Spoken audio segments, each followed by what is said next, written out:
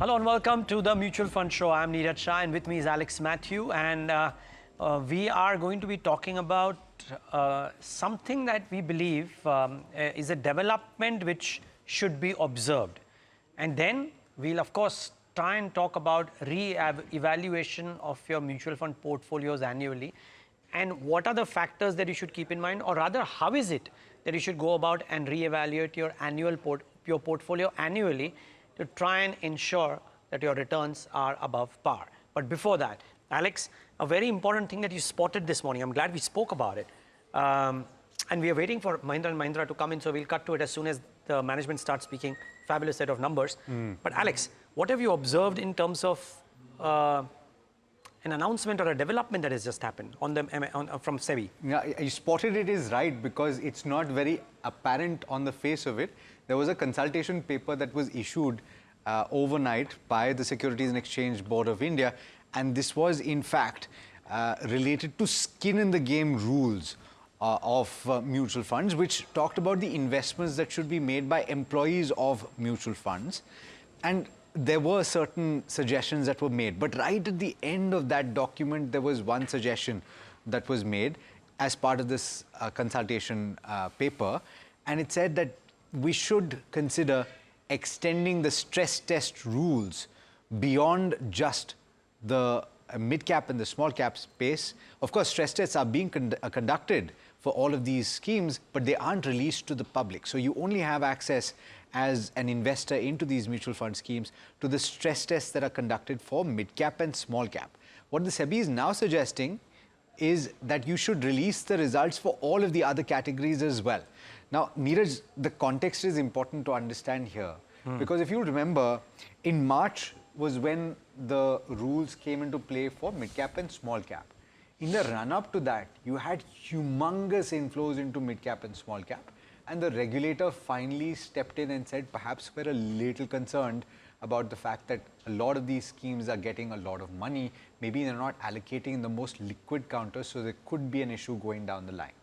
The interesting part is, and it was not mentioned anywhere in that consultation paper, but the interesting part is that a similar situation has emerged for sectoral and thematic funds.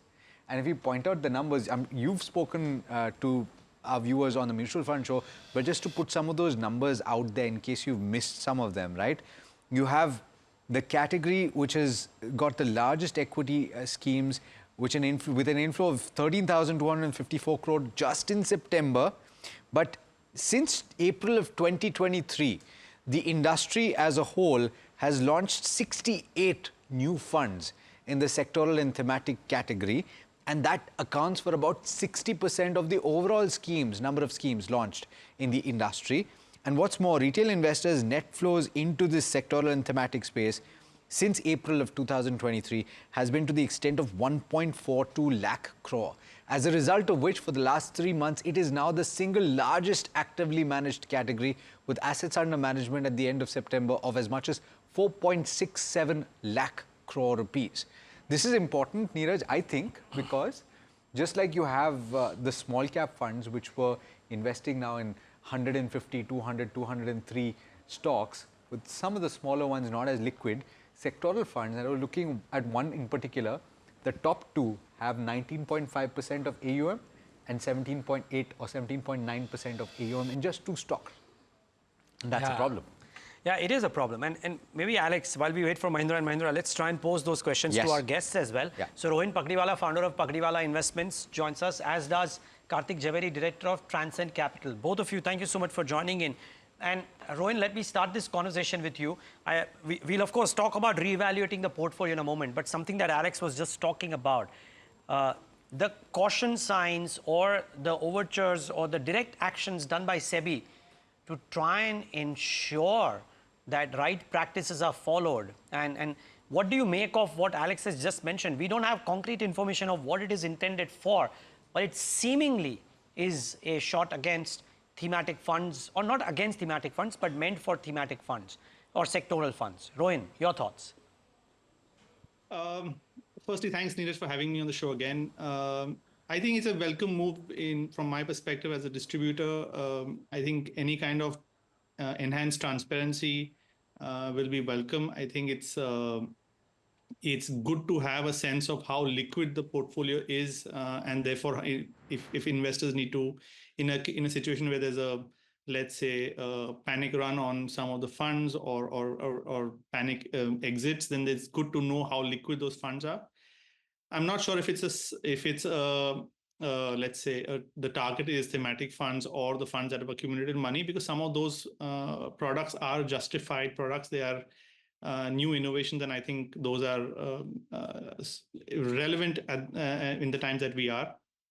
But I think in overall, I'm happy with the move. If we can disclose this in the fact sheets of the respective mutual fund schemes, and I think it's a good way for both investors and distributors to judge the liquidity of the product.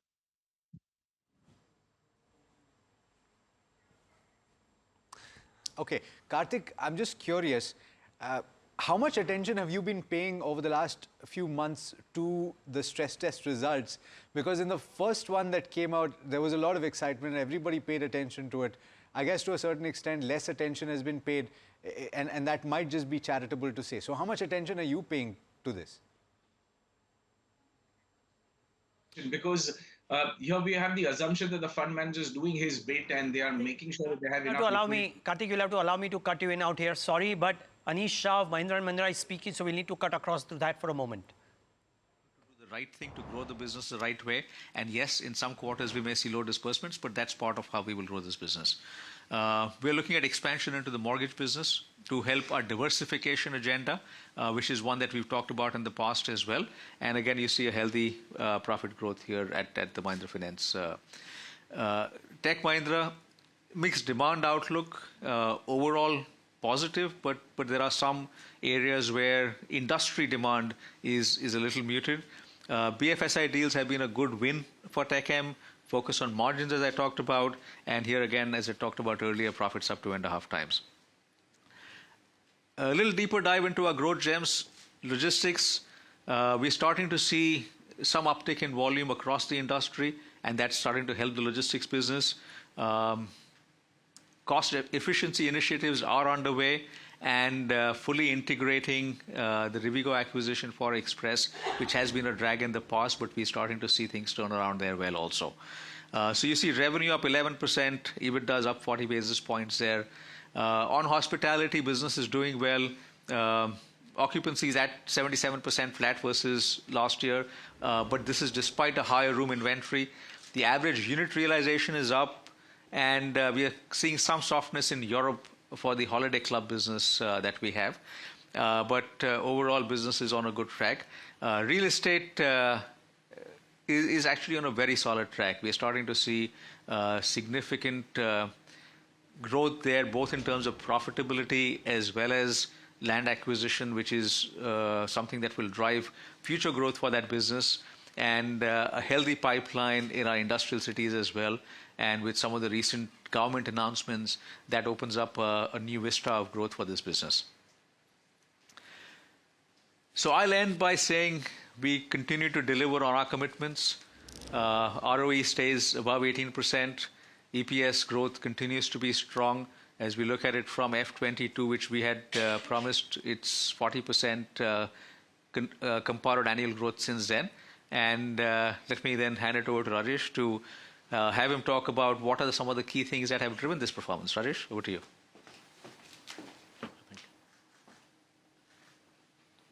Hi, good afternoon, everyone. Let me just build a little bit on how the farm business is done and talk about that to begin with. We've seen that the volume has gone up 4% and exports have gone up 27% for Q2. The good story here is the gain in market share, which we've seen consistently, and you'll see that on the next chart as well. This has been our highest ever Q2 market share, but that's got followed up with a very strong October market share as well in tractors, where we've got a market share of 44.5%, taking our cumulative for the year up to 40. And Mahindra, of course, and you'll hear from the management tomorrow at about 9:40. So you may want to tune in for that. But I had to cut across Kartik talking about how much attention is being paid to the stress test. Kartik, quick thoughts here before we move on to the topic for the day.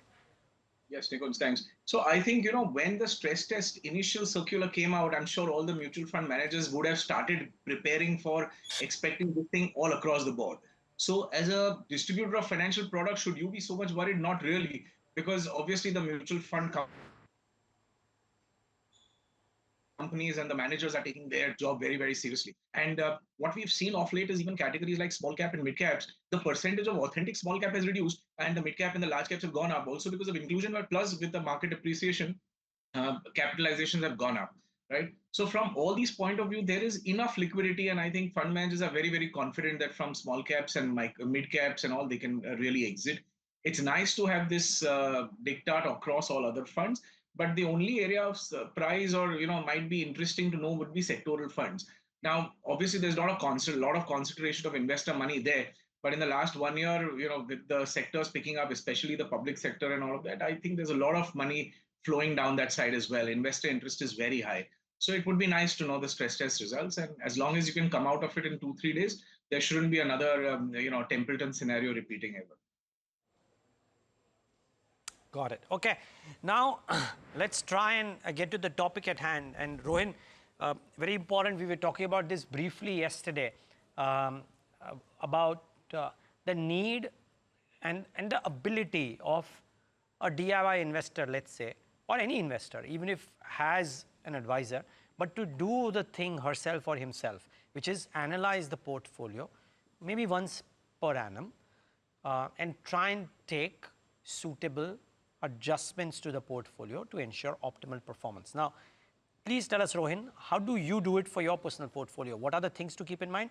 And how do you judge what factor is telling you to make changes? Sure. So I think the prime consideration here is what's your original plan, right? When you build a portfolio, I'm assuming the most DIY investors will have some plan that they have in mind, whether those are concretely defined, mathematically done, or even if they're generally, most people may have some sense. So for example, somebody has to save for a down payment for a house, somebody else wants to just simply build wealth, somebody else is retiring in a few years. So whatever the plan is, the first step I think is to review the outcomes of your portfolio against that plan, right? So let's say somebody's looking for early retirement and has a certain corpus in mind. If given the way markets have performed, if the portfolio is already, let's say, ahead of that plan, then maybe a course of action is to rebalance and reduce the risk in your portfolio. So because you're already ahead of the plan. Okay, that's just giving you an example, but there are several such cases. So first step, look at your plan. How are you doing against it? Second step, again, an offshoot of the plan that you originally had, is look at your asset allocation, right? So let's say in my case, I typically have had a 70-75% equity allocation, and the rest is in fixed income and gold, right? Is the asset allocation of the investor same as what was originally conceived? If not, is there, let's say, in general, most people, let's say if they've started with some equity allocation, that equity allocation would have increased because of simple growth in valuations and the market growth. So maybe there's time for them to reduce the equity allocation. So come back to what was your original asset allocation plan or model that you had in mind. Third step, maybe look at performance of the funds. Sorry, not maybe. This is a necessary step. Look at the performance of the funds. There will be cases where some funds in any portfolio will underperform. That does not mean you churn them out or you exit them. But if there's consistent underperformance, and consistent underperformance could be maybe 6-8 quarters of continuous bottom half performance, then maybe it's time for you to review those funds and maybe even consider exiting them, right? Mm-hmm. In case investors have, let's say, thematic funds in their portfolio, and several investors and I get a lot of queries from investors for thematic funds. While we generally tend to reduce the exposure to thematic funds, in case you do have exposure, let's say somebody's got exposure to, let's say, energy as a sector or mining as a sector, and if those sectors have already run up, then maybe it's time for you to review the valuations and then consider an exit from that sector as well.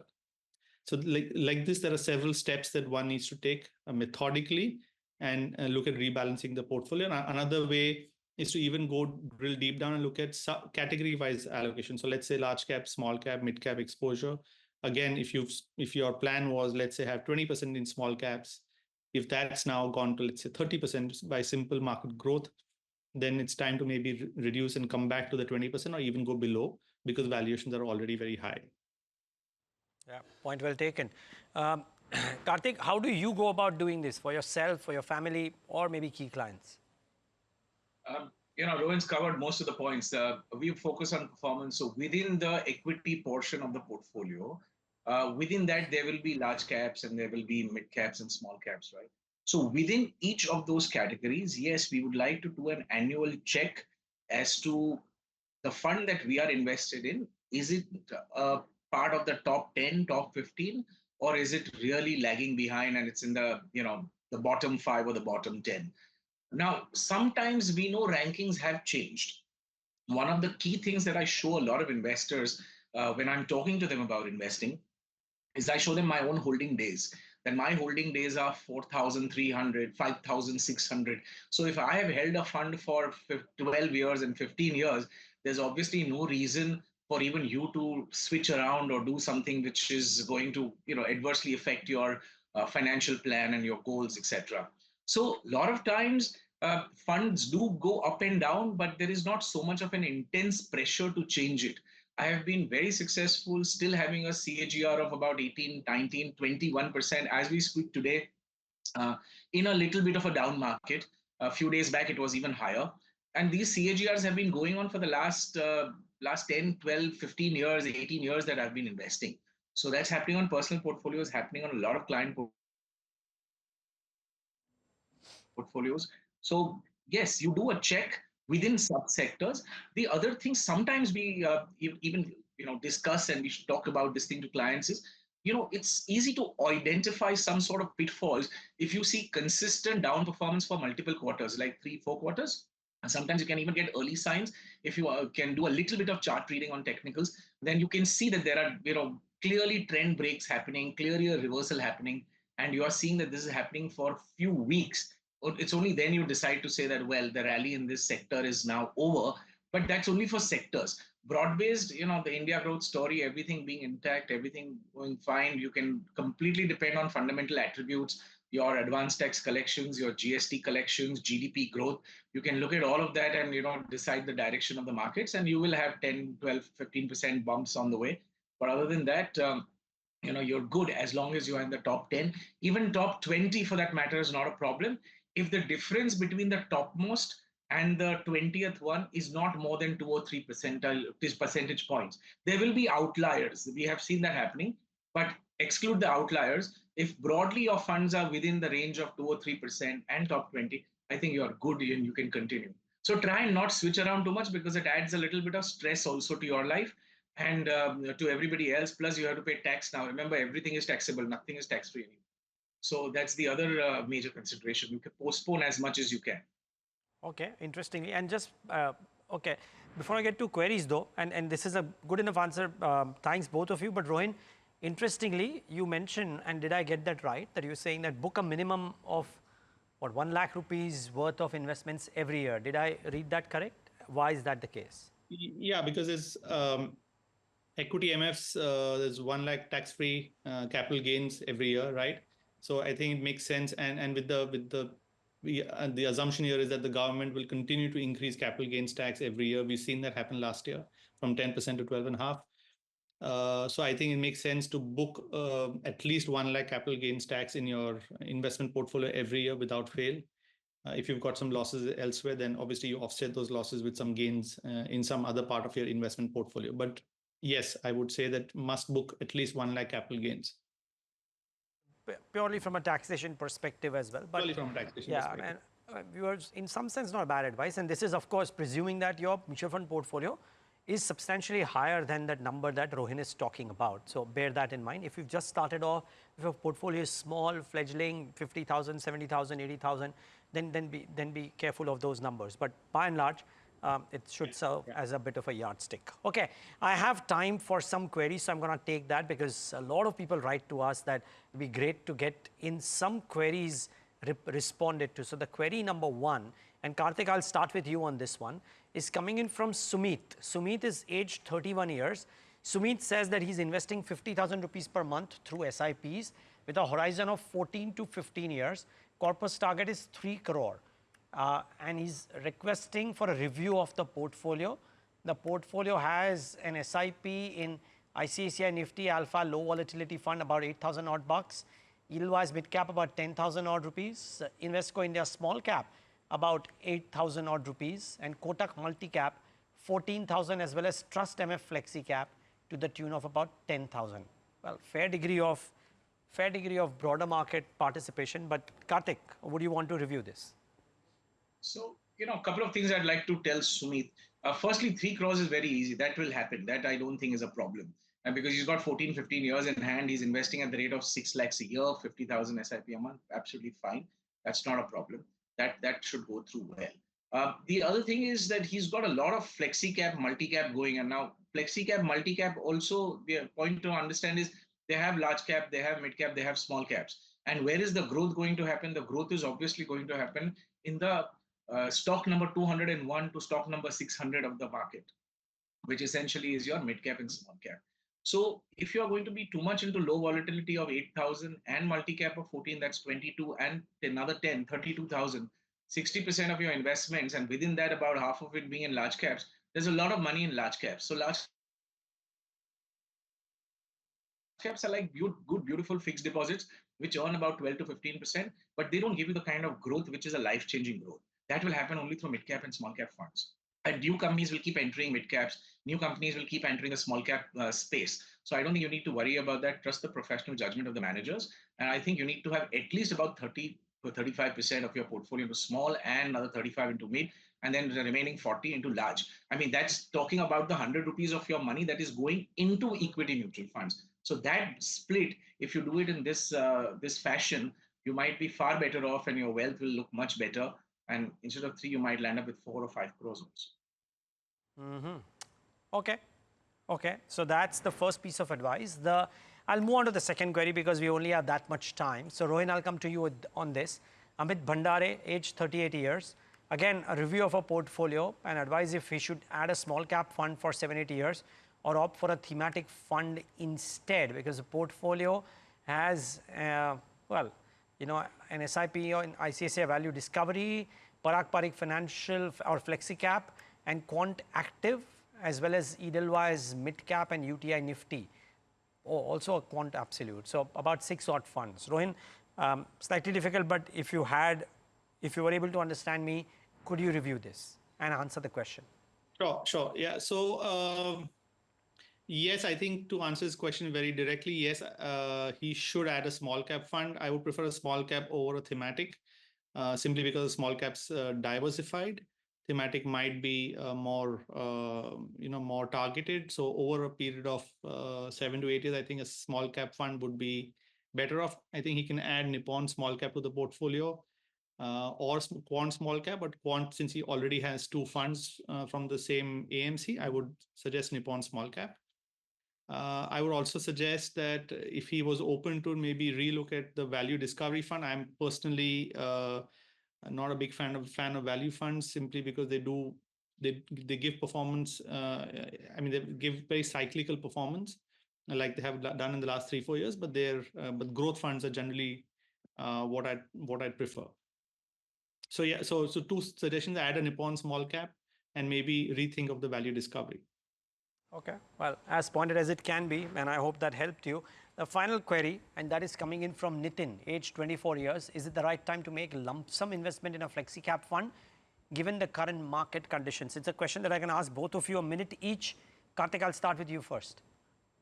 See, it's never a good idea to do a lump sum investment, because you don't want to enter with all your money on a particular day. You always want to split it. Now, if you're aggressive, then you split it into maybe 5 or 6 little slices. If you're a little more conservative, then switch it into 12 slices. So you can, if it's a larger quantum of money, come into a debt fund, go through an STP route and do it. If you want to be aggressive, come into a debt fund, do an STP, a weekly STP kind of a thing, and move it to the equity fund.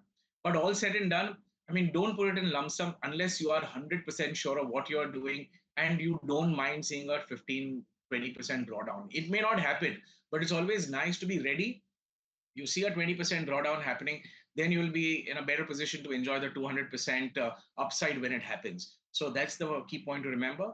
Go easy based on your level of aggression, or go a little slow, go moderate, go over like 6 months. Very, very simple. Okay, Rohin, your answer differs. Yes, slightly. I think given that there's been a maybe 7-10% correction already, I think lump sum might be okay to do. Flexi cap, especially since he wants to do it in flexi cap funds. This is a slightly aggressive take, assuming that he's going to hold the money for a long, long time. Okay, so well, if you are indeed an aggressive investor, maybe you go ahead with Rohin's thought, though. As Kartik said, that if you're aggressive, you can still have a smaller burst of SIPs just in order to spread it out. So depending on what advice you like, I think both options could be on the table. In the long run, it may not really matter too much, to be very honest. A little bit, yes, but not too much. So bear that in mind. But gentlemen, both of you, thank you so much for taking the time out and being with us. And to you and yours, wishing you a fabulous new Samvat. But that's all the time that we have on this leg of the Mutual Fund Show. Viewers, thanks so much for tuning in.